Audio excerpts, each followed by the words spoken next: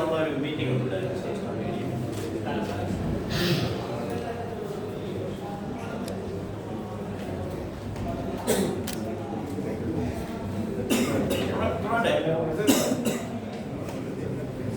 അപ്പോൾ ശബരിമല മണ്ഡല മകരവിളക്ക് മഹോത്സവം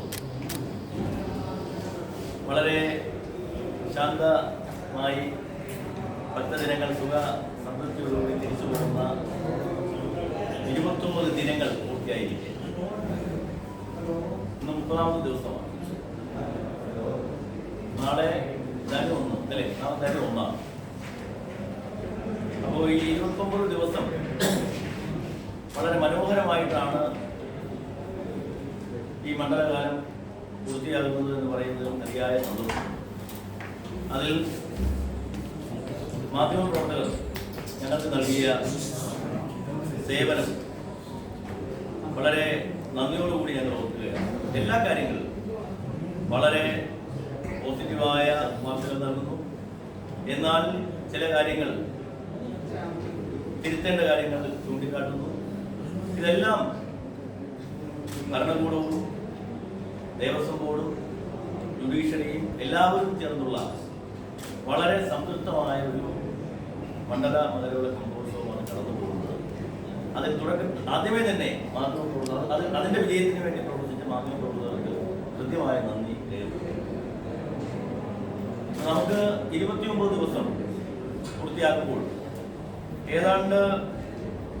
ഏതാണ്ടല്ല കൃത്യകണക്കാണ് 22,67,956 പേർ. 22,67,956 22,67,956 പേർ ആണ് ഇന്നലെ വരെ. ഇതേ സമയത്ത് കഴിഞ്ഞ വർഷം എത്തിയിരുന്നത് 18,16,913. 18,16,913 പേരായിരുന്നു ഇതേ സമയത്ത് കഴിഞ്ഞ വർഷം എത്തിയിരുന്നത്. ഇത്തവണ 4,51,043 പേർ അധികമായി. 4,51,043 പേർ അധികമായിട്ട് ഇത്തവണ ആളുകൾ ഭക്തജനങ്ങൾ അധികമായി. ഇനി വരുമാനത്തിന്റെ കാര്യം. ഈ വർഷത്തെ 29 ദിവസം പൂർത്തിയാകുന്നു. ആകെ വന്നിട്ടുള്ള വരുമാനം 169,20,204. 163,89, 89, 20,204.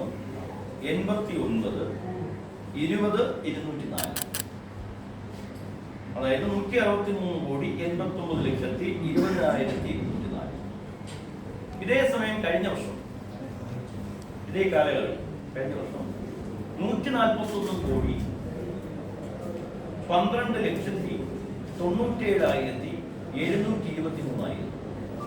12, 97, 723 എന്ന് പറഞ്ഞാൽ ഇപ്രാവശ്യം അധികമായി 22,76,22,481 കോടി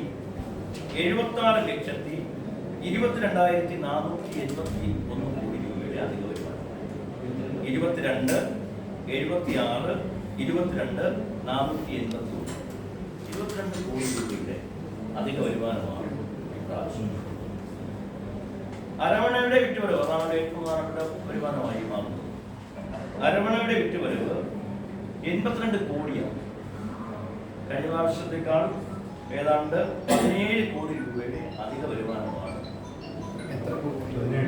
17 കോടിയുടെ അധിക വരുമാനം ഇപ്രാവശ്യത്തെ അരവണയുടെ വിറ്റുവരവ് റിലീസ് തന്നേക്കാം. 82 കോടിയാണ് ഇപ്രാവശ്യത്തെ. 82 കോടി 67 ലക്ഷം. കഴിഞ്ഞ വർഷം ഇത് 65 കോടിയായിരുന്നു. ഏതാണ്ട് 17 കോടി രൂപയുടെ വിറ്റുവരവ്. ഇത്രയുമാണ് പ്രധാനമായും കണക്കിൽ കാര്യങ്ങൾ. പിന്നെ 25-ാം തീയതിയാണ് തങ്കഅങ്കി ഇവിടെ എത്തിച്ചേരുന്നത്. വൈകുന്നേരം 5 മണിക്ക് ഇവിടെ എത്തിച്ചേരുന്നത്. 22-ന് രാവിലെ 6 മണിക്ക് 6 മണിയിൽ നിന്ന് പുറപ്പെടും. 25-ന് വൈകുന്നേരമാണ് ഇവിടെ എത്തുന്നത്. തങ്കഅങ്കി ചാർത്തിയുടെ ദീപാരാധന അന്ന് വൈകുന്നേരം 6 മണിക്ക്. പിന്നെ നമ്മുടെ ജീവനക്കാരും പോലീസുമായി ചേർന്ന് നടക്കുന്ന കർപ്പൂരാടിയുണ്ട്. അത് 23-ന് 24-മായി. താല്പര്യമാണ് ഈ കാര്യത്തിൽ പറയാൻ.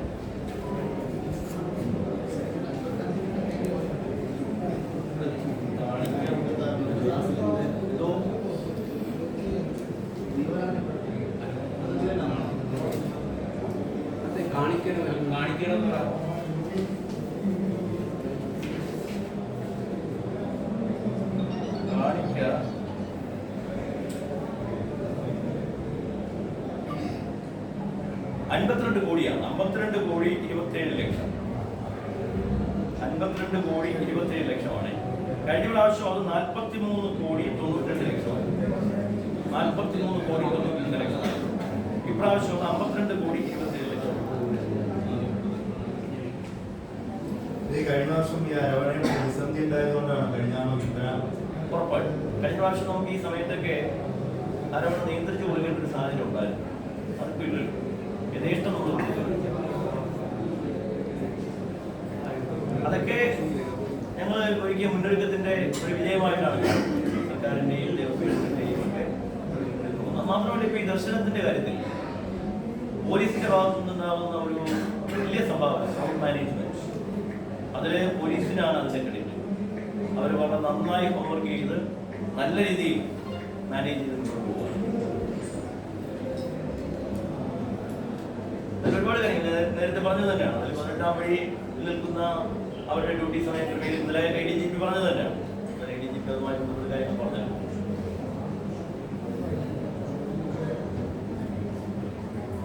പിന്നെ നമുക്ക് ക്രമീകരണവുമായി ഇന്നലെ സുപ്രീം കോടതിയുടെ ജഡ്ജ് ഇവിടെ വന്നിരുന്നു. നമുക്ക് ഇതിലെ ക്രമീകരണങ്ങളുമായി ബന്ധപ്പെട്ട് പ്രോട്ടോകോൾ ക്രമീകരണമൊക്കെ നമുക്ക് ചെയ്യേണ്ടി വരും സ്വാഭാവികമായി.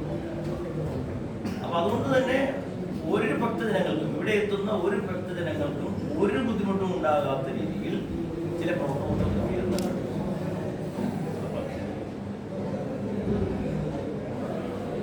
സ്വാഭാവികമല്ലേ. ഒരുപാട് സുപ്രീം കോടതി ജഡ്ജിമാർ വരുന്നുണ്ട്, ഹൈക്കോടതി ജഡ്ജിമാർ വരുന്നുണ്ട്, മന്ത്രിമാർ വരുന്നുണ്ട്, MLA വരുന്നുണ്ട്, രാഷ്ട്രീയ രംഗത്തെ അല്ലെങ്കിൽ സെലിബ്രിറ്റികൾ, ഒരുപാട് മറ്റ് ഇന്ത്യയിലെ മറ്റ് അമ്പലങ്ങളിലുള്ളതുപോലെ തന്നെ ചില പ്രോട്ടോകോൾ ക്രമീകരണങ്ങൾ ഇവിടെയും വേണം. പക്ഷെ അത് ഒരു ഭക്തജനങ്ങൾക്ക് പോലും ബുദ്ധിമുട്ടില്ലാത്ത